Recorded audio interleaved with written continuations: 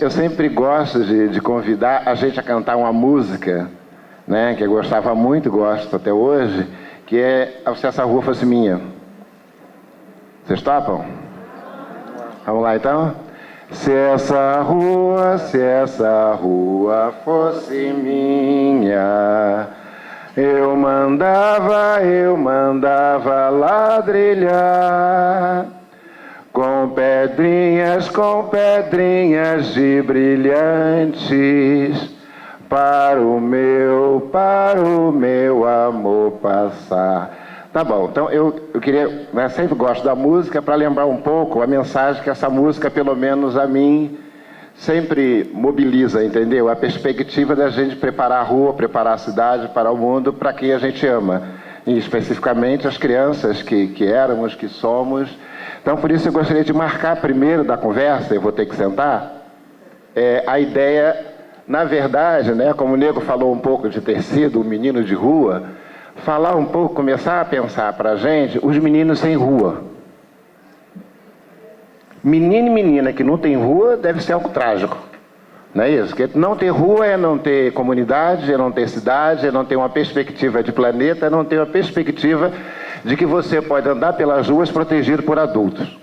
A ausência de rua para criança é a ausência, no mínimo, de adulto, que você tem uma relação de confiança, onde você pode brincar e sabe que está sendo protegido. A relação dos meninos que a gente fala, que vive na rua, que viveu situação como negro, é exatamente assustador, porque eles, na verdade, não têm rua. Porque, numa perspectiva de adulto, eles são ameaças. Ao contrário de uma infância, que eu gosto de lembrar minha, que vivia nas ruas e para todo lugar que tinha adulto que me protegia. Mesmo aquelas pessoas que estavam chatas, né? Ah, essa dona aí, esse dono fica reclamando que eu faço isso, que eu aperto campainha. Mas, na verdade, eu tinha uma sensação de proteção, mesmo que todo mundo me aguentasse com tudo que eu fazia errado. Mas ninguém chamava a polícia para mim. Eu era alguém que as pessoas me reconheciam como alguém que fazia parte desse tecido social. Não era alguém que estava ali para ser expulso, não era alguém que fazia mal.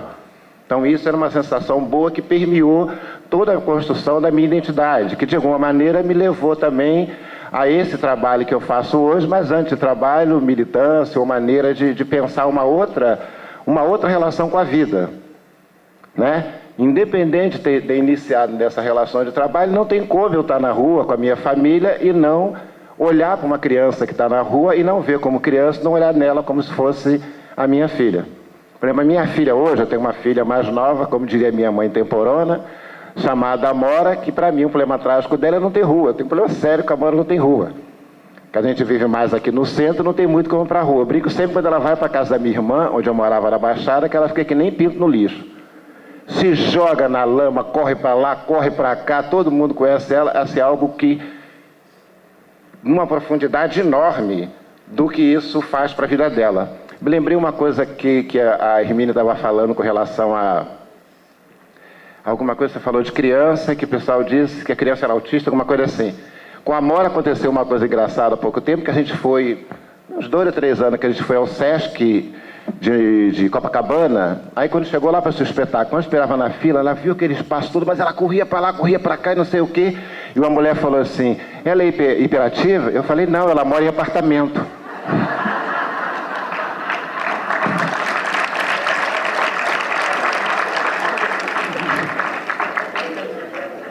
Mas ela me disse isso com a maior certeza. A única coisa que eu podia responder era isso, porque toda vez que soltava a bola no lugar desse, ela sai. E é uma grande maravilha, né? Tem muita energia, tem muita vida, tem muita pulsão em qualquer criança que precisa efetivamente disso. Precisa. A rua ela é fundamental por tudo, pelas relações, pelo aprendizado, mas o significado principal é uma rua onde você tem adultos que têm responsabilidade com as crianças e não tem adultos que têm uma relação de evitação com as crianças. Todas as crianças são minhas. Como diz o ditado africano, é preciso uma aldeia inteira para educar uma criança. Né? É preciso que todas as crianças são minhas filhas, todas as crianças são meus filhos, e com todas as crianças estou profundamente comprometido. Nem que seja para salvar a mim, para salvar a minha criança, para ter um sentido para a minha vida, não numa ideia salvacionista do outro, mas de mim mesmo. Isso poderia ser uma grande possibilidade, então é que você perde toda a referência da sua humanidade, né?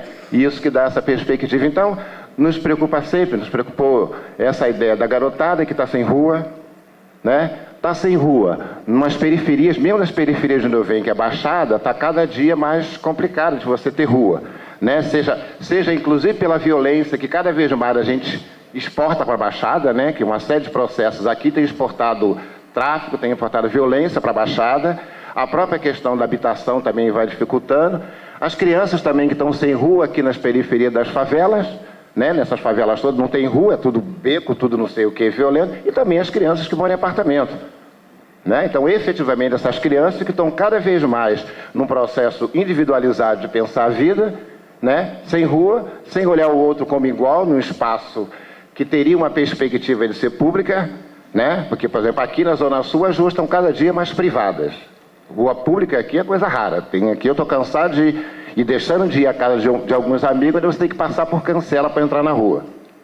E aí, obviamente, eu tenho um mínimo de noção, né? Que eu sou um velho preto, ou um preto velho, que você vai para qualquer lugar sendo preto, você tem que se identificar, ou mesmo você tem que saber que essas cancelas, ela tem de alguma maneira a intencionalidade de dizer quem é e quem não é, como é que vai, onde é que vai. Mesmo que ninguém te peça nada, só falta andar com o documento na mão. Porque, efetivamente, ela estabelece qual é o espaço da cidade que você pode transitar. Isso, no meu caso, você imagina como é que isso agride mais ainda essa galera que vive em situação de rua, né? Que, efetivamente, você entra para um campo bastante complicado para lidar com todas essas ruas particulares, com todos esses quintais que as pessoas acham que têm direito, né? Nesse espaço mais de centro, Zona Sul, como a gente atua, como o Nego falou, que conviveu com ele. Então, assim, rapidamente, para dar o registro, quer dizer, se essa rua fosse minha, surge como projeto em 91 para 92, criado por 4 ONGs, né, em especial pelo Betinho. O Betinho discute esse projeto dentro de um grande projeto que houve no Rio de Janeiro chamado Terra e Democracia. A ideia, assim, grosso modo, era reunir todo mundo que está na cidade, pensar a cidade, soluções para a cidade, possíveis para a cidade.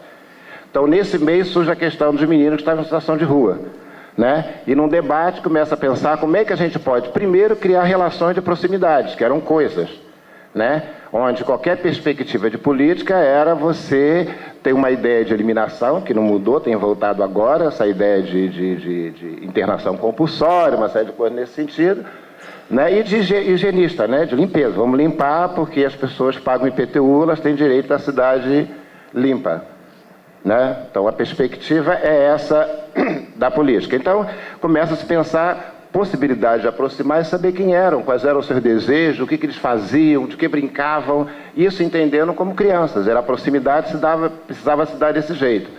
Então, a primeira ação, no sentido de mobilização, foi um disco, possivelmente deve ter alguém que lembre, um disco que reuniu os maiores artistas nossos aqui, né? Chico, Djavan, Gil, Bethânia, essa galera toda fez um disco, uma música muito bonita chamada Luz do Mundo, e que tinha uma ideia de você mobilizar, sensibilizar as pessoas, chamando para ter a atenção dessas crianças e captar o recurso para fazer uma aproximação. A outra ideia depois, o IBASE fez um levantamento na cidade para saber quantos eram e onde é que estavam, e depois a gente começa uma ação na rua, né? Essa ação na rua era isso, ir lá, conhecer essa garotada, se aproximar deles, conversar e ver de que maneira a gente podia pensar projetos juntos. Essa era a ideia. E é claro, né, quando a gente vai para a rua também, a gente vai achando que a gente vai fazer alguma coisa mais interessante que as pessoas já estão fazendo, que a gente vai descobrir tudo. Primeira questão que aparece interessante é que a gente passa um tempo na rua, isso era muito engraçado, fazendo mapeamento e observação. Bacana. Uma semana depois a gente senta num banco e descobre que todo mundo sabia tudo da vida da gente. Ah, você não é aquele que para o carro ali perto daquela mulher loura ou aquela ruiva que não sabia tudo da gente. Ué, como é que é isso? Quem observa quem? Sabia tudo da gente.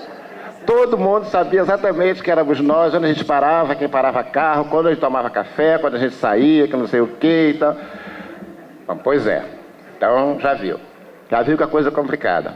A outra coisa que a gente foi aprender logo de início, antes de começar essa conversa com o pessoal mais próximo, era que a gente não tinha noção, não tinha resgatado a alma da rua. A rua tem cheiro, tem gosto, tem uma sonoridade que a gente não tinha a menor noção do que era e precisava aprender. Não é isso? E mesmo que a gente tivesse observado esses sinais quando a gente estava no apartamento, sei lá, a gente está no apartamento, num prédio qualquer. Aí tem um grito, êêê! Bom, passou uma mulher bonita, ou passou um homossexual, que alguém mexeu, ele deu piti, com toda certeza, Então, assim, o que se fala em cada momento? Descobri, por exemplo, que a rua tem territórios bem demarcados. Não é isso? Que aqui agora está ali, mas depois aqui é um lugar do cara que vende cachorro-quente, que na verdade não é bem cachorro-quente, né? Que ali tem um policial. O policial da terça-feira é o fulano e a lógica com ele é isso. É diferente do cara da quarta. Você não pode confundir, senão você está mal na rua. E a primeira coisa que eu acho que uma das coisas que foi legal para a gente é a gente poder repousar um pouco, até como direito de estar na rua, que a gente também já tinha perdido isso, de estar na rua, de conviver na rua e perceber isso. Bom, então nesse processo também de observação, a gente começa a ver, principalmente o olhar da gente estava voltado para que essa garotada faz fora essas coisas, de que eles roubam, de que eles... O que mais faz? Brinca de quê? Brinca onde? Faz amizade, faz com quem, faz aonde? Essas coisas que poderiam ser eixos mais fortalecidos de resgatar essa humanidade. Essa caricatura toda a gente já sabia, já vi, já foi vítima, etc. e tal. Mas descobrir essas coisas era fundamental porque era um ponto forte de diálogo com eles. Né? Do que estão brincando, com quem estão falando, com quem estabelece amizade, porque nem sempre as relações são estabelecidas na base da violência, na base da crise. Por exemplo, tinha um jovem... adolescente jovem, não sei se é da época de Nego, o Douglas. O Dodô era o bom vivan na rua, ao contrário de quem roubava, de quem batia, ele tinha papo com todo mundo, com os gringos, com os garçons, com todo mundo, ele tinha uma coisa maravilhosa. Ele é um daqueles meninos chaves que tinha aquela frase que aparece em muitos lugares, bastante comum, de dizer para os gringos, give me money para mangiare. O Dodô, inclusive, dava dica para os outros meninos que para eles roubarem gringo, eles tinham que falar alguma coisa em inglês. Hey man, I have a pistol. Então, tinha uma perspectiva forte de estabelecer comunicações que elas davam milhões de possibilidades, inclusive de fazer amizade, de descobrir que podia ter um interesse interessante da cultura. Mas quer dizer que lá neva? Eu me lembro uma vez que a gente foi assistir um filme... Batman, se não me engano, com a turma lá da rua, essa coisa da neve, se era verdade, se era mentira, e como é que era a perspectiva do sonho, do simbólico, como isso alimentava. Tem uma historinha do Nego, que eu vou entregar ele aqui agora, eu não sei se ele se lembra, para mim uma história bonita também. Uma vez, quando ele falou para o Chile, a gente foi para o Chile, eu fui junto com ele, que a gente foi participar no Festival de Circo. E foi a primeira vez que o Nego viajou de avião. Vocês não sabem a história para onde é que vai, peraí. Surpreendente. Aí tá, assim que o avião decolou, o Nego tá doido para sair daquele avião. O Nego não pode, ali no sinal, tem que esperar, depois você sai. Impaciente, até que deu lá o plim-plim para sair. Ele saiu, levantou, sentou na minha frente, olhava lá para fora, olhava para mim e me perguntou assim, César, Deus existe? Como eu não sabia o que ele queria, eu falei, Nego, é possível, o que você quer? Aí ele me disse o seguinte assim, mas que a gente já passou das nuvens e não estou vendo nada. Aí, eu para preservar o meu lugar de educador, eu falei para ele, Nego, o avião vai assim depois das nuvens, mas os astronautas saem da Terra. Isso não estou dizendo que tem Deus, que existe Deus, mas tem uma outra dimensão para se subir ainda, né? Para não entrar em questões religiosas, tem uma outra dimensão que a gente não estava indo. Mas esses códigos, efetivamente, que vão para a perspectiva do imaginário, do sonho, daquilo que nos faz comum, era a coisa que mais nos atraía. Tinha uma outra coisa que a gente usava muito de referência, que é essas coisas bonitas que nos alimentam para achar que coisa vale a pena, que é uma historinha que contam, que diz respeito a Miguel Ângelo. Contam isso, né? Que diz que uma vez perguntaram para Miguel Ângelo como é que ele fazia para fazer estátuas tão lindas num bloco de pedras. Ele respondeu, é simples, quando eu olho o bloco de pedras, eu já vejo a escultura, eu só tenho que aparar. Era isso, a gente tinha que enxergar aquilo que tinha de melhor e apostar nas possibilidades, né? No sentido de encorajamento, né? Para cada um, não era simplesmente tirar um pouco daquilo que a gente também tinha das caricaturas. Com família, por exemplo, a gente achava que todo mundo voltava para sua família, com todas essas crises que o Leo contou que tinha dele, né? E com todas as outras que a gente foi descobrir depois, quando chegava em algumas casas e via qual era o estado das casas. Algumas casas, alguns lugares de periferia, aqui, Baixada, São Gonçalo, efetivamente, às vezes, muito pior do que a calçada de Copacabana. Depois de brincar, a gente brincava também dizer que tinha que relativizar um pouco essa questão dos rompimentos com a família, né? Porque a gente conhecia um montão de gente que rompeu com a família casando. Mas precisava sair, não, eu vou casar, não sei o que. Tem gente que podia estudar no Rio e foi estudar em Minas. Ou, assim, um momento que alguém precisava romper para se ver alguma coisa acontecer, que também não era só uma relação com esse menino, que parece que acabou o mundo, que está tudo errado, porque a ideia de família estava ali, rompida, e que não tinha mais jeito. Mesmo que tivesse como uma possibilidade do Negro, do Rodrigo, de outro, em algum momento, a necessidade de ressignificar isso. A gente costuma dizer que em alguns momentos era importante essa retomada até para um voo mais longe. Né? O caso do Rodrigo também, que eu conheço, um menino que vivia em Leblon, que também passou por processo igual, se formou na Escola Nacional de Circo, quando teve a oportunidade de viajar, hoje ele parece que tem uma escola de circo na Noruega. Mas foi fundamental para ele reaproximar da família para poder bater e ir mais longe, né? E voltar a ter esse contato também na medida do possível. Porque tem uma série de estruturas que acontece com essa garotada quando vai para a rua. E com as famílias, quando fica na comunidade, principalmente hoje, com uma influência muito grande de igreja neopentecostal, não sei o quê, que não tem diabo que dê jeito de aproximar. Então, assim, fica muito complicado. Então, tem muita dificuldade no sentido de ver como é que se trabalha. Mas, de alguma maneira, talvez o Alexandre possa explicar melhor isso do ponto de vista psicológico, mas assim, tem alguma coisa de necessidade que talvez a gente tenha disso. Né? Tem gente que é isso, como eu falei, né? Viaja, casa, vai lá todo domingo comer macarrão com galinha, mas sabe que não pode passar de 1 hora, senão vira problemas. Então, por que eu estou dizendo tudo isso e brincando? Porque a gente precisava tirar o peso que a gente dava, que o ideal era essa ideia da família estruturada, que eles tinham que voltar lá. A gente compreender que em vários outros universos a gente também não é melhor que ninguém, a gente também tem outras maneiras de lidar. Isso era o que facilitava a nossa relação, porque a gente também, quando chega com um mundo muito estabelecido do que é ideal. Uma grande mentira, né, que não é possível, eu não posso dizer outro. Um ideal de vida que nem eu mesmo tenho. Eu, às vezes, tenho outras coisas que acontecem de outras maneiras. Né? Era um elemento facilitador para isso. Nesse processo de abordagem dos brinquedos na rua, das relações, a gente viu a força da corporeidade, né? Que estava não só lá da maneira que ele atravessa a rua, no carro, não sei o quê, mas na maneira que salta. A relação com a capoeira, como o Nego falou, às vezes na rua, as rodas de capoeira são bastante democráticas, todo mundo entra, todo mundo salta, e nisso a gente começa a apresentar como possibilidade de diálogo pedagógico o circo.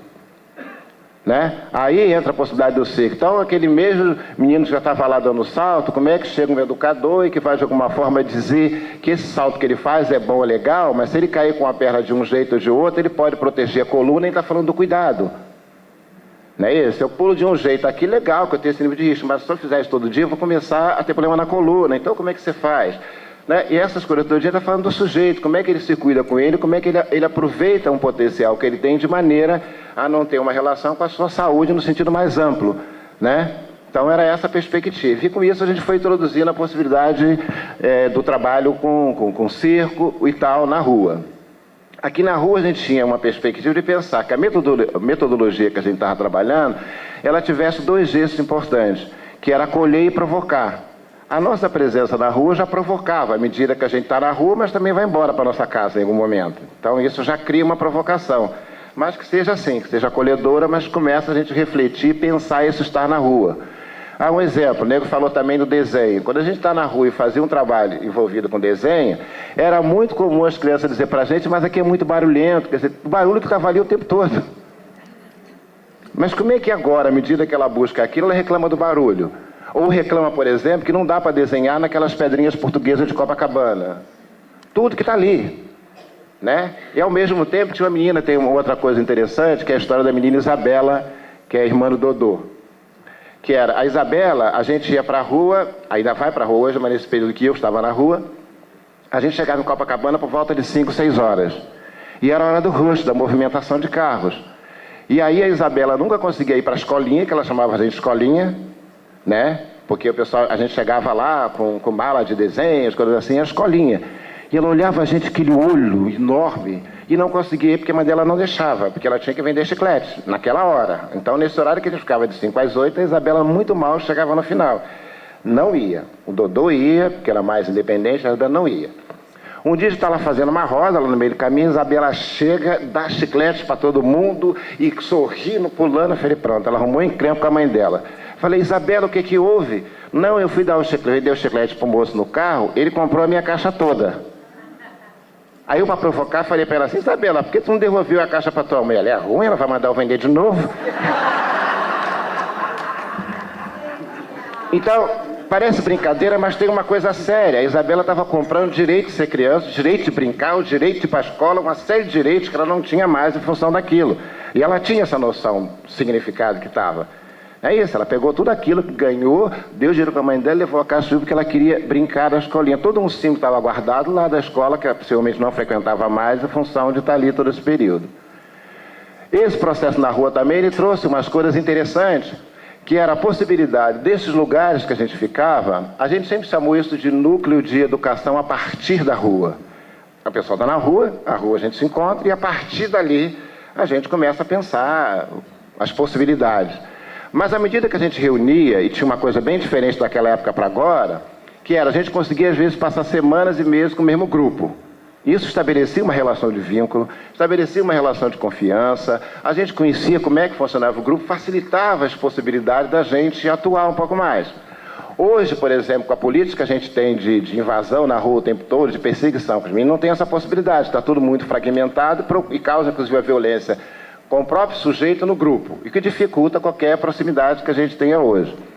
Mas esse espaço que a gente criava facilitava, inclusive, a proximidade das pessoas que moravam em Copacabana, que passavam por ali, que às vezes tinham medo, e se aproximavam. A partir que vinha o educador, elas se aproximavam, queriam falar, queriam conhecer, queriam ter algum tipo de interação, aquelas que efetivamente se preocupavam. Né? É claro também que a gente tinha preocupação, gosto sempre de dizer também que não era perspectiva, mas algumas pessoas tinham que tomar cuidado, que todo mundo gosta de ter o seu midinguinho de estimação. Não é isso? Todo lugar que você vai, você tem uma rua que todo mundo tem um mendigo, todo mundo conhece, todo mundo gosta, todo mundo faz alguma coisa e dá conta das suas culpas católicas também, porque você vai, eu dei hoje para fulano, o fulano está ali. Então é bom que ele fique ali. Não é isso? É bom que você conhece que está ali, tudo isso que de preferência que você conhece, que tem menos risco. De vez em quando ele até dá uma surtada, alguma coisa, mas ele está mais ou menos sob controle, ele serve alguma coisa para a gente. Né? Então também não era transformar a galera nesse mindinguinho de estimação que todo mundo tem de alguma maneira. Mas essa possibilidade de encontro era bacana para pensar, para discutir, para entender, inclusive, as políticas que todo mundo pensava e que não sabia, como hoje, né? Recolhe, que bacana, limpou. Vai para onde? Faz o quê? Né? Então, a velha história, esconde de mim e está tudo beleza. Né? Então, criava essas proximidades. Depois de lá, a gente ganhou uma casa em Laranjeiras. E aí tinha um desafio de como é que a gente vai trabalhar essa coisa de quem vai a Laranjeiras, quem não vai. Então todo esse processo também foi um processo de conflitos para a gente, de aprendizado, né? Como é que lida. Então a gente tinha uma atividade na rua, né, que continua tendo até hoje, a possibilidade de quem quiser participar do espaço que a gente tenha em Laranjeiras na casa. Então vai para casa lá. Uma coisa importante anterior do circo era que a gente começou a trabalhar com o circo na rua com o pessoal da Intrépida Trupe. Então é legal que aqui a gente tinha um encontro e tinha também um conflito pedagógico, né, de pensar qual era a visão que a Intrépida tinha de circo do ponto de vista mais técnico, qual é o ponto de vista que a gente tinha de educação, como é que junta isso para pensar uma coisa. Eu sempre digo que a perspectiva de circo social para essa rua só aconteceu porque meninos como o negro não aceitavam as nossas divisões de caixinhas. Eles entravam no meio e transformavam. Então, para além do que é isso, é aquilo, quem é, eles transformavam, até porque não tinha como mandar o menino passar do diretor na rua, não tinha como dizer para ele vai para sua casa, é isso, você tinha que lidar com esse espaço, com as interferências que tinham, que eram ótimas para a gente. Então aí a gente começa um pouco a trabalhar nesse espaço da casa. Então, obviamente, que a gente começou a construir algumas regras para essa convivência. Né? O que se queria, por exemplo, nessa casa? Né? Ainda mais que era uma casa antiga, velha, então todo mundo achava que você podia transpor a rua como estava para casa. A gente queria provocar que era preciso pensar esse processo de maneira diferencial. Né? Senão você simplesmente transfere e não daria conta da gente trabalhar. A relação na rua, o Nego também falou, estou pegando um pouco as coisas que o Nego falou, tinha uma relação muito forte, tem ainda a relação com as drogas. Mas a gente percebeu que para alguns, além da droga, ou junto com a droga, tinha um problema sério com a própria temporalidade. Ou seja, eu não sei que dia é hoje, não sei que dia foi ontem, eu fumei, mas há quantos dias? E até isso, quando alguém decidia parar, não tinha muito uma noção espacial, noção de tempo, para lidar com isso. E a gente começou a inventar um montão de mecanismos pedagógicos na rua. As coisas mais simples possíveis para trabalhar com as questões que às vezes passavam ao largo da questão que trazia como central. Por exemplo, a questão das drogas, a gente criou um jogo, que eu até tenho uma imagem aqui, para vocês verem que ela era bem grotesca, mas ela servia, era feita na hora para lidar com os meninos que, na verdade, diziam que queria parar, mas eles não sabiam. A última vez que usou, não sabia qual era o dia da semana, nada disso. Então isso a gente achava que ajudava a ter um tempo. Deixa eu mostrar só um pouquinho do jogo, vocês dão uma olhada lá. Tá vendo? O máximo da simplicidade do brinquedo. Então ali você tem o seguinte, a gente colocou jogo do poço e posse, trabalhar logo com a expressão lá. Então era, se você usou, você está descendo a escadinha. Se você não usou, você está subindo a escadinha. Mas a questão que era, segunda-feira, terça-feira, ali a gente colocava, que tipo de droga usou? Aí a gente botava uns códigos, porque às vezes eles pediam isso para ele e caía na mão de quem não devia. Da polícia, por exemplo, estava ali o flagrante dado. Efeito era super interessante. Fiquei mais alegre, fiquei não sei o que, não sei o que lá. A gente descobriu depois que algumas sensações dessas ele sentia quando estava no circo. Ah, mas eu senti uma coisa... Ah, é parecido? O que tem a ver isso com isso? Né? Mas na verdade era mais para ajudar que tivesse uma noção de organização com relação ao tempo, essas coisas, e o desejo, né? Se o desejo era parar e tal. E obviamente que era um instrumento que se vira diálogo mais pessoal que educador. Se eu faço isso com o educador próximo, eu não sei, eu não consigo, estou querendo ajuda, para abrir outros caminhos possíveis além desse espaço na rua. A gente tinha uma série de contatos com hospitais próximos que a gente trabalhava ali, né? Alguns a gente tinha alguma facilidade, outros era muito difícil, desde a portaria, não só com a gente, mas às vezes quando o menino ou menina está na rua e quer se aproximar. E olha que é muito difícil, normalmente você está se sentindo mais frágil, ao contrário da ideia que você tem de super poderoso na rua. Que essa relação de rejeição que as pessoas têm, às vezes acabam causando em alguns meninos e meninas, relações bem opostas, né? Ou eu me sinto o resto de tudo lixo, ou eu me sinto super-herói, porque o outro tem medo de mim, e as duas coisas acabam causando uma mesma igual, né? Que é uma falta de senso, de noção de perigo. Aí você começa a fazer coisas em qualquer lugar, perto de qualquer um, e acaba tendo essas tragédias de assassinato no varejo, que acontece até hoje em vários lugares que não sabe, ou aquele mato que aconteceu na Candelária, e chamou a atenção, né? Mas igual aquele, você tem todo dia que não aparece nem no jornal alguém sendo assassinado aí. O máximo que vai acontecer que foi briga entre os grupos, necessariamente também não é isso, né? Então ela não chama atenção. Mas a relação de proximidade com esses espaços, às vezes eles também ficam de maneira muito pessoal. Como eu falei do policial, às vezes você tinha um plantão com uma equipe médica que era muito mais fácil você chegar, que olhava diferente, que tinha uma relação direta quando alguém chegava e via que olhava como gente. Oi. Virava, são as coisas tão... Me permita a expressão tão idiota e tão desumanizada, você não consegue nem falar, né? Às vezes você fica assim, né? Por exemplo, pegar uma coisa fora da galera que está na rua e tem uma maneira mais agressiva. Às vezes a gente está no bar de madrugada, chega um menino, uma menina de 6, 7 anos vendendo rosa. A gente não compra rosa, não fala e fala com o pessoal do lado. Por que não está em casa? Por que não está estudando? Não fala nem com ela. Você não olha, o outro não tem humanidade. E pode crer, às vezes faz diferença nada, porque eu acho que faz pra gente. Quando alguém olha pra gente, eu não te dou, não sei o que, mas eu olho, eu não ignoro você como pessoa. Eu posso resolver não te dar esmola, mas não posso passar despercebido a sua pessoa. Né? Se eu digo não e tudo isso e tal, se você diz não, qualquer coisa que você fala, se você passar no dia seguinte, é aquela tia chata que não me deu, mas você também não é mais anônimo. Então, a tentativa da gente pensar que uma utopia de uma cidade não seja tão anônimo, né, que a gente é anônimo para o vizinho da gente, do porta do lado, né, então a gente vai reproduzindo esse tipo de coisa, e isso causa um impacto terrível na relação com as mentes, com as crianças que a gente vê, né, que a gente atua em relação à rua, e as relações que a gente está a fazer com as pessoas que circulam na rua. A gente tem uma ação que procura trabalhar com os meninos e meninas, ao mesmo tempo pensar junto à cidade essa relação com as pessoas. Por isso, a possibilidade que a arte tem de nos congregar. Não é isso? Quando a gente está fazendo alguma coisa na rua que envolve a arte, tem uma aproximação de todo mundo. Todo mundo tem a possibilidade de se ver, às vezes de rir. A gente fez um espetáculo há pouco tempo no Largo do Machado, que há um tempo atrás o Negro participava, que era o Que é Pimenta, que era isso. Terminava e aí todo mundo conversava, né?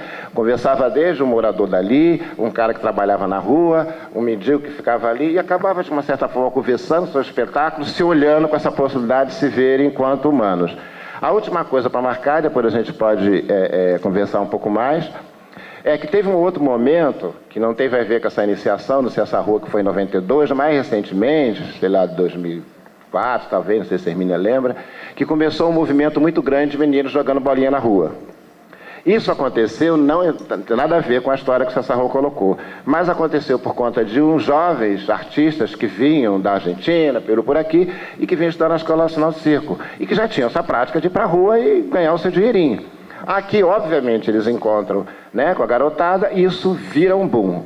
Mas o que acontece da gente? A gente não olha isso como potencial.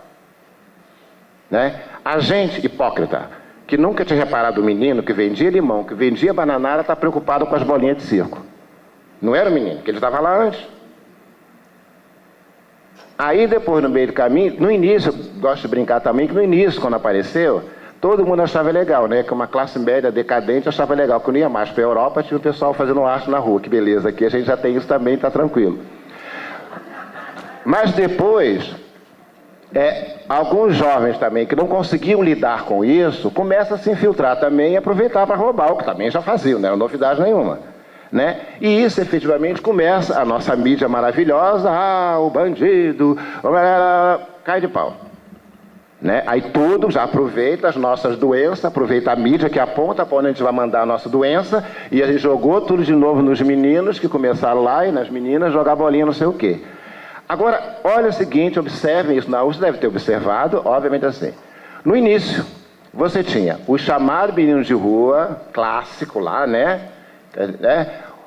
Meio rasgado, jogando bolinha, não sei o quê. Esse grupo já sumiu. O processo de rua, ele já embranqueceu, não tem mais o menino negro fazendo isso, você quase não vê mais. Você tem uma outra galera de jovens artistas que estão utilizando o espaço da rua. Né? Essa galera ela foi de novo invisibilizada, nem isso não se viu como potência.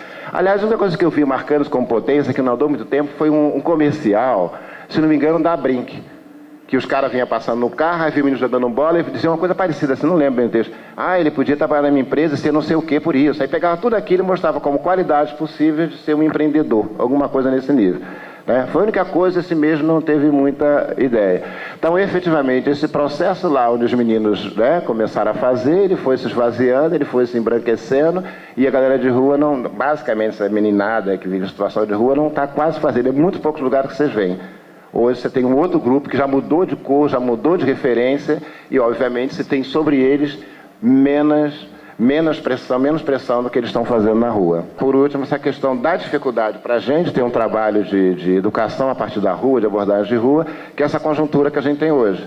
Se há um tempo atrás a gente conseguia estar junto com o grupo, continuar a conversação com eles por um período, para estabelecer um pouco mais de conhecimento da história deles, pensar a alternativa, hoje é muito difícil, porque você tem uma ação que todos os governos úteis aparece como ação nova, ela desde Pereira Passos, não sei o que é a mesma ação.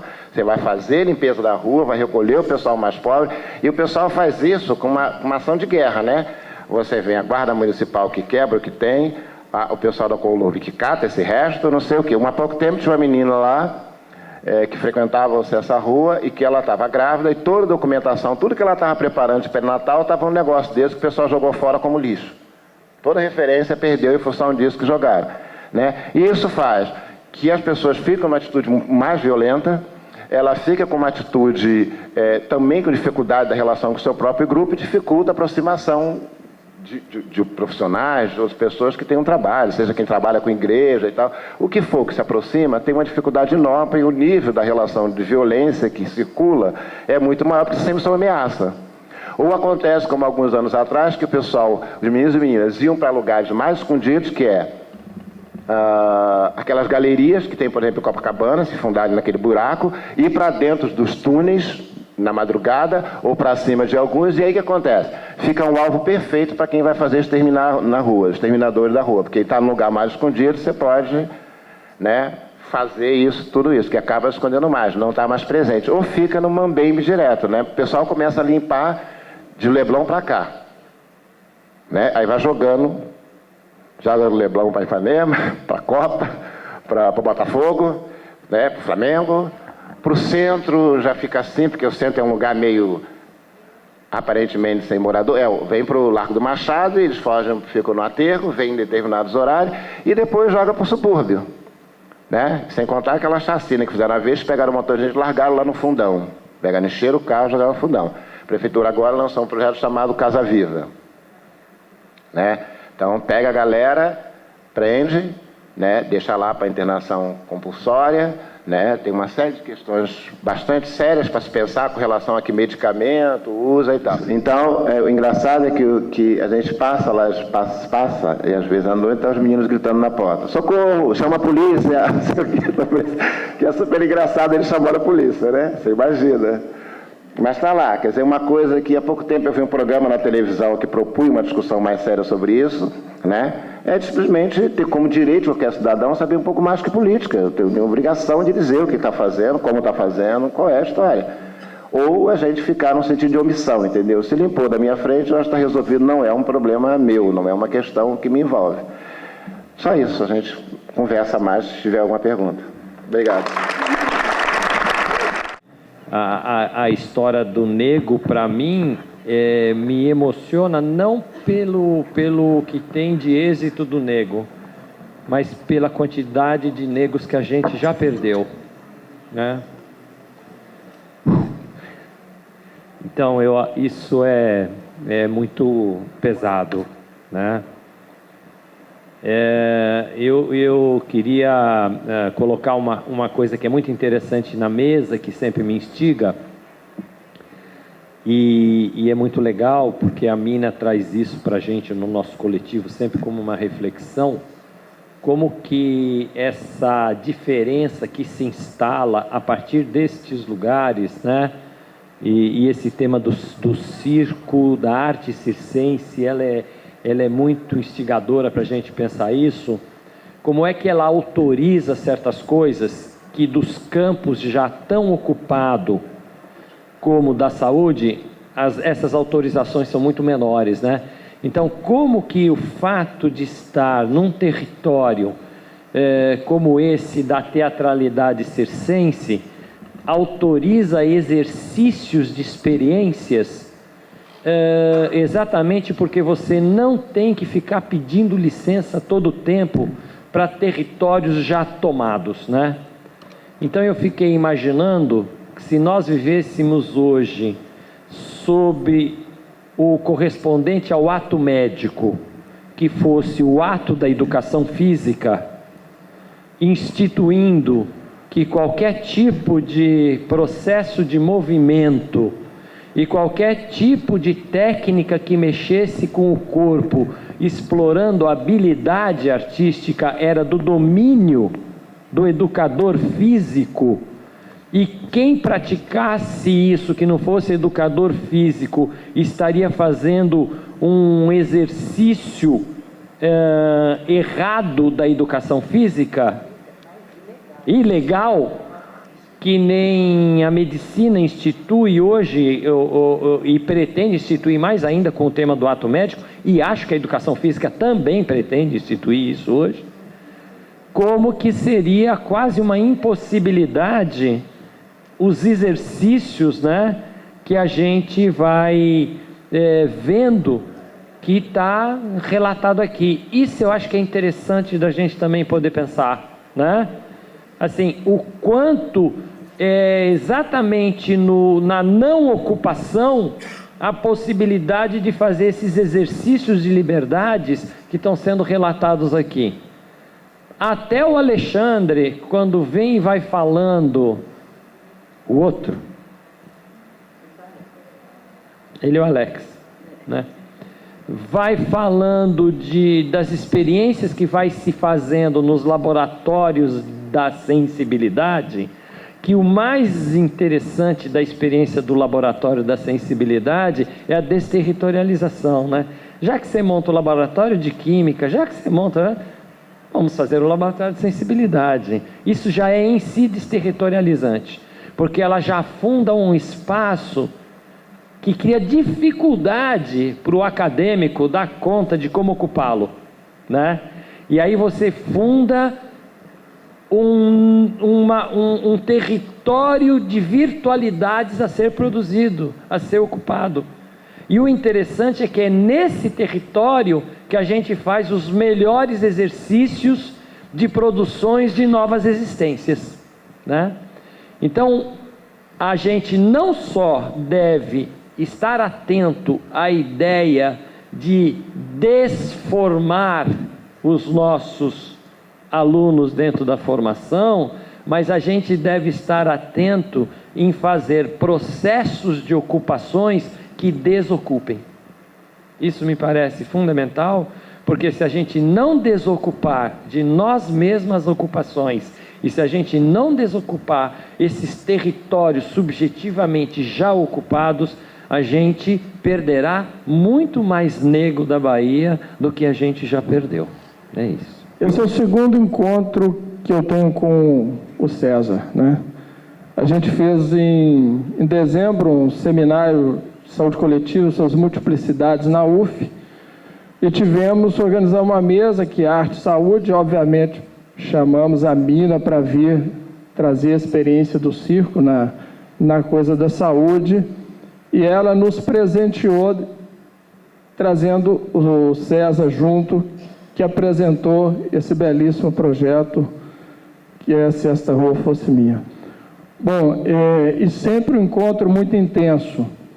E na época, a gente estava no auge daquela situação aqui no Rio de Janeiro, de verdadeiros arrastões que estavam sendo feitos pela prefeitura, pelo governo do estado, etc., com os meninos e usuários de crack, etc., na atitude de limpeza, entre aspas, desse território e segregando essa população em comunidades terapêuticas, aprisionando em comunidades terapêuticas.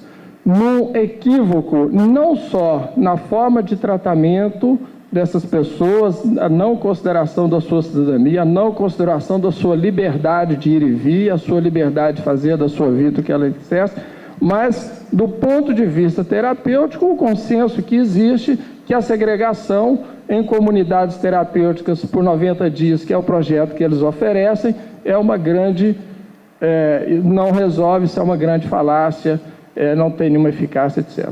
E, na época, então, que o César apresentou esse projeto na verdade, uma tapa na cara daqueles que estão promovendo essas políticas de higienização. Ou seja, se querem uma proposta, essa proposta existe, ela está sendo exposta aqui, né, toda a sua intensidade, com o depoimento do Nego, que ilustra essa proposta e esse programa de uma forma absolutamente objetiva e muito forte, né, essa ideia do quanto é possível essas políticas fazerem um outro tipo de, aspas, abordagem, um outro tipo de contato, promover outros encontros com essa população que está na rua, com essa população que é usuária de crack, etc., com grande possibilidade. Então, existe, portanto, o que eu venho dizer é que se os milhões que estão sendo gastos com essas outras propostas de limpeza do espaço urbano, de intervenção absurda, como está sendo feito, e fosse gastos com esses programas e na constituição de rede SUS, apoiando e fazendo rede com esses programas, com certeza nós poderíamos ter uma outra realidade. Quer dizer, eu acho que o equívoco que nós temos que denunciar é o equívoco das decisões, é o equívoco da política formulada no plano do governo estadual, federal, em relação a essa questão. E, por último, eu quero repetir a denúncia que foi feita ontem pelo representante do Conselho Federal de Psicologia. Os psicólogos, membros do Conselho Federal de Psicologia, estão sendo ameaçados, perseguidos e processados por proprietários de manicômios, proprietários de redes de comunidades terapêuticas, por fazendeiro, porque eles abraçaram essa luta. Estão sendo, inclusive, retaliados por setores da corporação, que são os mais corporativos, que querem que continuem as políticas de financiamento de comunidade terapêutica para fazer o seu mercado. Então, essa denúncia, eu saí daqui ontem me sentindo obrigado a fazer alguma coisa, porque o Conselho Federal de Psicologia, pelo relato que teve, está, de certa forma, vivendo uma luta intensa. Nós sabemos que o Conselho abraçou essa luta contra a internação compulsória, contra o financiamento público de comunidade terapêutica, etc. Está sofrendo essa retaliação e, de certa forma, isolado, porque também o governo deu as costas ao próprio Conselho, porque o Conselho está na contramão dessa política de segregação e discriminação que está sendo feita, essa política absurda de tratamento da problemática do crack, etc. Então, onde eu for, o meu compromisso é esse: eu vou fazer essa denúncia e vou fazer a defesa de um Conselho que abraça uma luta da população, e uma população absolutamente fragilizada, até mesmo contra aqueles que estão sobre a sua representação, mas que têm um viés corporativo sobre ele. É isso, obrigado. Depois dessas falas incendiárias, fica muito difícil realmente fazer perguntas, e eu quero registrar, assim, das falas, das tantas reverberações que estão e que vão ficar, eu creio, destacar do Laboratório da Sensibilidade, que o Alex apresentou para a gente, dentre os vários projetos que ele falou, a multiplicidade da criatividade, enfim. Eu queria destacar quando ele fala que um dos objetivos é abrir espaço para o fiasco. Eu achei isso, assim, de uma potência absurda, abrir espaço para o fiasco, né? Nos reinventar a partir da possibilidade do fiasco, e não dos grandes eventos, dos grandes monumentos, que muitas vezes nos amarram, que nos impedem de fazer a diferença, de fazer provocações, enfim, de desterritorializar. Então, essa fala que você traz para mim foi muito interessante. Eu fiz uma pesquisa no passado, desmontando o relatório de uma importante instituição internacional, que é a Unicef, uma pesquisa documental utilizando a metodologia do Foucault. E o Foucault tem um texto que se chama A Vida dos Homens Infames. Na Vida dos Homens Infames, o Foucault diz que ele está interessado por aqueles seres empoeirados, aqueles seres que ninguém se interessa. Ele se interessa pelas ninharias do poder.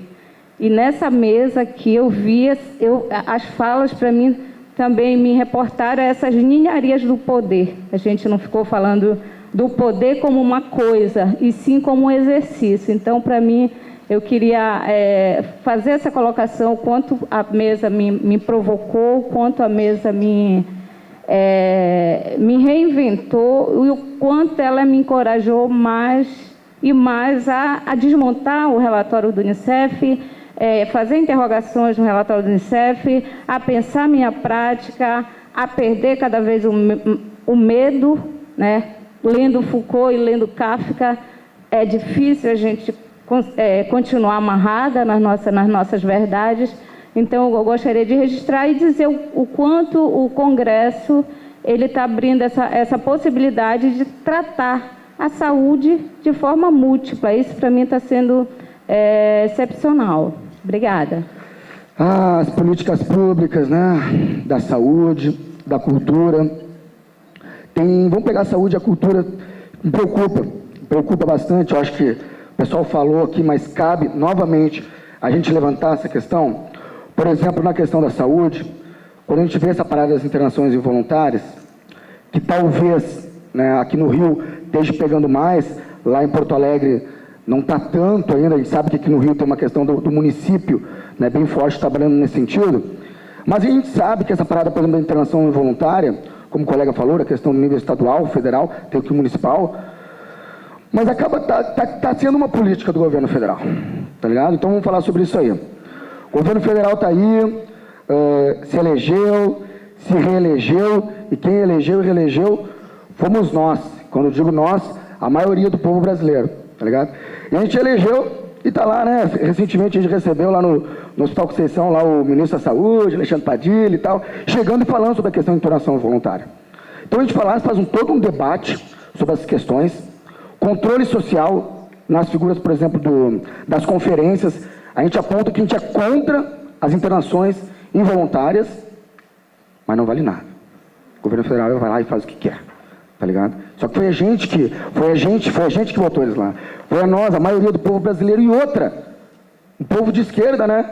Princípio, né? Um povo de esquerda, pô, a gente vai lá, tem mó teoria, mó prática, mó não sei o quê. Daí chega lá na hora, para o pessoal no executivo, na gestão, eles falam, não, no executivo, na gestão é diferente, pô, não posso fazer isso, eu tenho que precarizar o SUS, terceirizar, o OS, enfim. Ministério da Saúde, essa é a questão. E do Ministério da Cultura, povo? E do Ministério da Cultura? Pô, a gente teve o ministro Gilberto Gil, que eu acho que uma pessoa que foi importantíssima para a cultura. Ele fez uma interface entre a questão da cultura e da loucura, né? Cito aqui o prêmio Loucos pela Diversidade, foi um prêmio que valorizou a questão da loucura e da cultura. Mas e agora? Como é que está agora a política pública da cultura aí, a nível nacional? Né? A Holanda, né?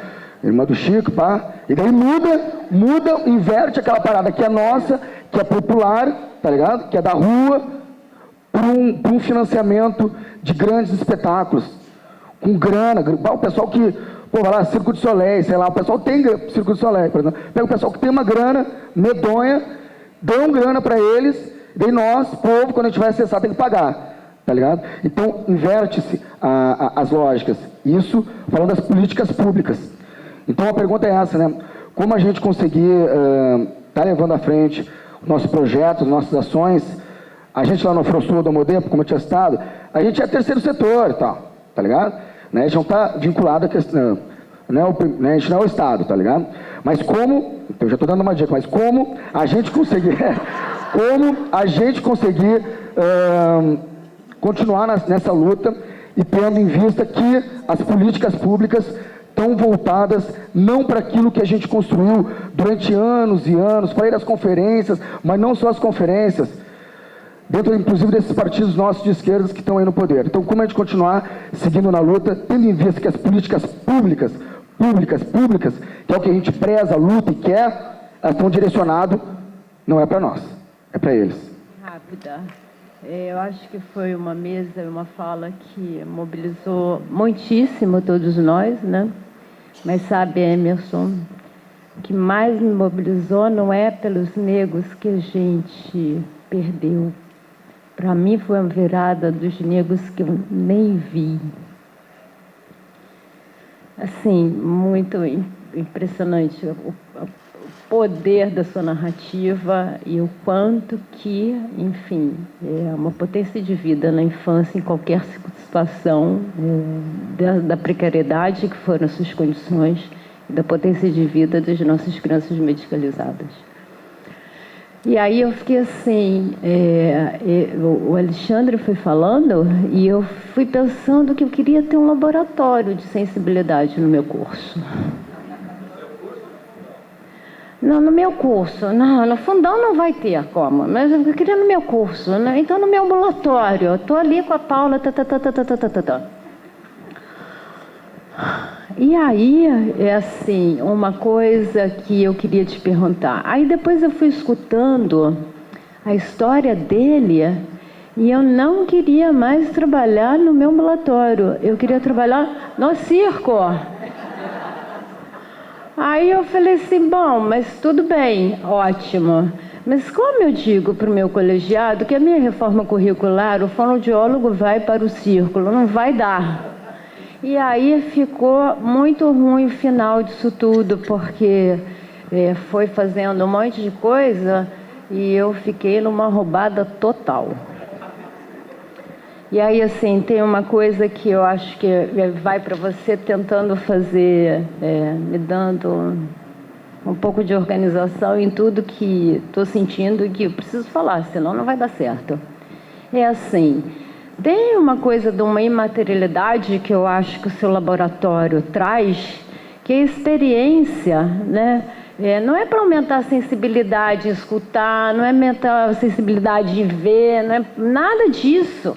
É aumentar a sensibilidade na experiência, num determinado viver, num determinado acontecimento, né? Isso que a arte nos convoca, essa arte conceitual, essa arte que você falou, não de intervenção, mas de interferência, e me veio logo o barulho do rádio. Eu lembro do meu avô lá na fazenda, que era assim, ele não tinha televisão, então ele sintonizava o rádio para ver a Hora do Brasil, e ele ficava até interferindo, né? Faz um ruído, né? Que deixa a gente na dúvida de saber exatamente o que está escutando, né?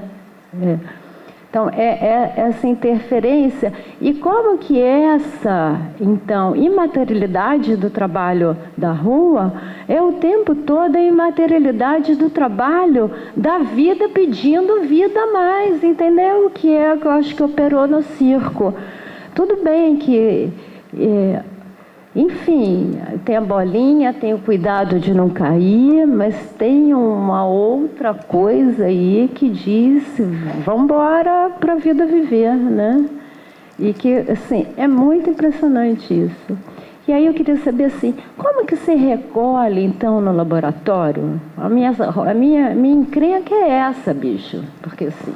Como é que recolhe, então, no laboratório, a incidência dessa imaterialidade, dessa sensibilidade nos corpos dos alunos, entendeu? Né? E quando eu estou dizendo isso, eu não estou falando para perguntar se eles estão ouvindo mais, se eles estão apurando mais o gosto, ou se eles estão, sei lá, vendo mais, né? De maneira que pudesse fazer nesses alunos uma virada do que eu senti agora. Não foram dos negros que eu perdi, foram dos negros que eu nem cheguei a ver.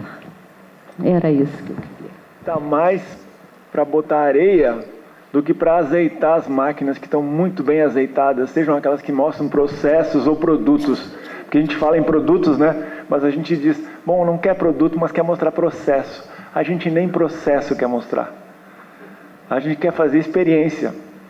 Então isso é um negócio mais complicado, porque com essa questão da interferência e não da intervenção prescritiva e proscritiva, que muitas vezes a gente deixa muito claro que a gente quer fazer uma experiência com arte, mas deixa de prescrições.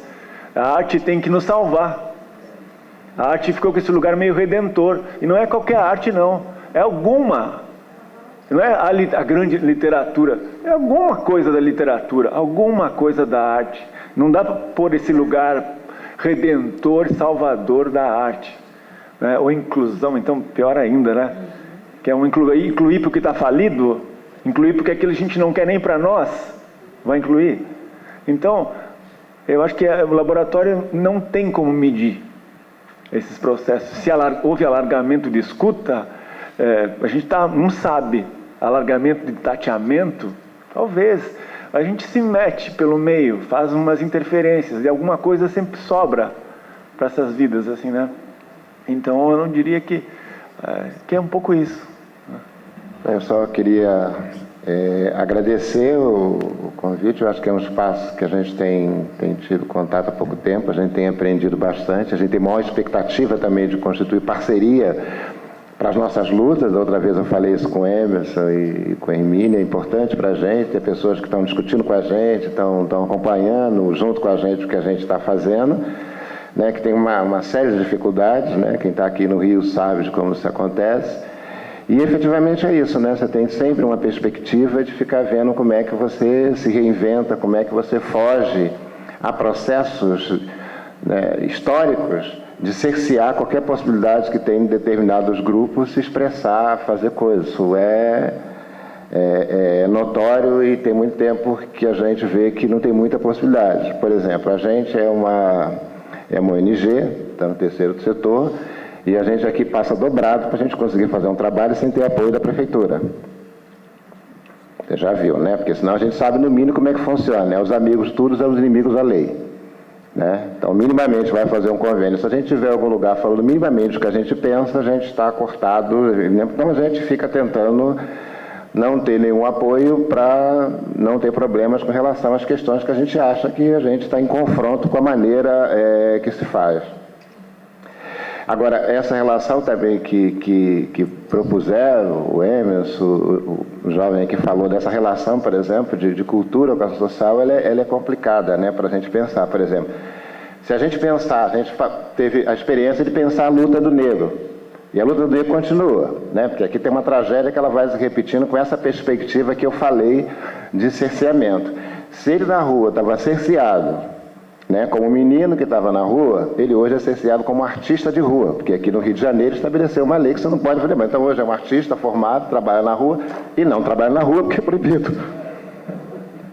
Aí você vê, né, como é que faz? Então tem que dar um outro salto para ver como é que faz efetivamente para estabelecer uma relação que deveria ser uma relação de fortalecimento da imagem da cidade e tal. Não, então, efetivamente, não dá para pensar uma cidade maravilhosa para turista. Né? Porque a perspectiva é só essa, é uma cidade maravilhosa para turista. Quem vive aqui não consegue discutir a cidade, não consegue transitar na cidade, e quem tiver numa relação mais vulnerável ainda, a situação é muito mais complexa, né? E para fechar um pouco essa relação também, é a última coisa que o Nego falou, das liberdades da rua, o que a gente sempre percebe para quem vive na rua, na verdade, são 3 elementos que se misturam, né? É uma relação de liberdade, de prisão e de abandono. Que, por incrível que pareça, tem gente que está efetivamente presa nas ruas. Não está livre, não. Ela está presa na rua. Ela está numa rua de Zona Sul, não usufrui quase nada do que tem a Zona Sul, e ela não pode efetivamente transitar no espaço. Ela está presa, ela fica cerceada, empurrada de um ponto para o outro, para os viadutos, para os túneis, para efetivamente poder sobreviver no espaço, onde, independente das milhões de motivações que tem, as saídas desses meninos e meninas, como a do Nego, tem gente que às vezes quer ter o direito de ir à praia na Zona Sul. Já vi história de meninos que era essa, pegar o Marco Aurélio, por exemplo, que esteve aqui, estava fazendo parte, o Marco Aurélio saiu de casa porque ele queria ir na Zona Sul, ia para Aí é claro que ele acaba, ao entrar nisso, ele entrar num redemoinho enorme, mas é isso, ele queria a praia e queria ver a Zona Sul. Mas ele começa a ter um conflito pela presença dele aqui, e ele vai se misturando numa outra relação, que na verdade é isso, ele queria sair um pouco da favela e viver um pouco na Zona Sul para ter um pouco essa referência desse espaço. Então, às vezes, tem determinadas questões que é o que faz quase todo mundo, né? Que mora nas periferias, que às vezes vem para cá para trabalhar e que tem os mesmos desejos, mesma vontade de viver um pouco esse espaço. Eu acho que, para além das questões, tem que pensar que, às vezes, tem algumas questões mais simples que vão se tornando um problema sério à medida que vai convivendo com processos grandes de rejeição, com políticas públicas extremamente violentas, né, e que vai efetivamente dificultando a presença das pessoas. Por último, só brincar com o Nego da Bahia, porque na verdade tem uma outra questão, que ele, como malandro, é a exemplificação estética e artística de povo de rua também. Esses exemplos, como eu disse no começo, esses exemplos existem vários. É claro que existem, nada é uma panaceia. Nós sabemos que tem muito menino que aprendeu 2 alturas para fugir da prisão. Né? Então, nada é... primeiro que a ética não está na técnica, certo? Mas a possibilidade, eu gosto muito da ideia do olho vibrátil e do olho retina. A gente está oferecendo aqui outro possíveis olhares vibráteis, né? E de potência, porque se você pegar o César não colocou hoje, mas se você pegar a fala de cada um daqui, você tem narrativas de potência, de trabalhar com potências, que todo mundo só receita, acha que todo mundo sabe, mas a prática é muito mais difícil. Eu olhei o menino como autista. Eu, que tenho, ou prepotentemente, acho que tenho um olho vibrátil. Tenho, mas também tenho os dois. Então, quando ele coloca para a universidade, é um caminho de possibilidade de potências. Se você pega o circo, eu vou falar do circo, mas eu falo de qualquer área artística. Mas é que o circo a gente conhece mais, então a gente acaba falando mais. Mas se você pega a teatralidade circense, tanto na fala do César quanto na fala do Nego, você tem a produção de mestres aprendizes permanentes. É aprender, aprender e aprender para ensinar. E é de uma complexidade esse conjunto de saberes que eles produziram e que produzem no cotidiano, mas que num debate fica, Tudo bem, vai lá. E eu acho que a gente tem que espalhar muito esses debates, ampliar cada vez mais esses debates, para mostrar a concretude, a complexidade que tem na produção dessas narrativas. Olha só, antes de eu cantar esse rap, eu vou tentar lembrar um pequeno texto aqui para vocês.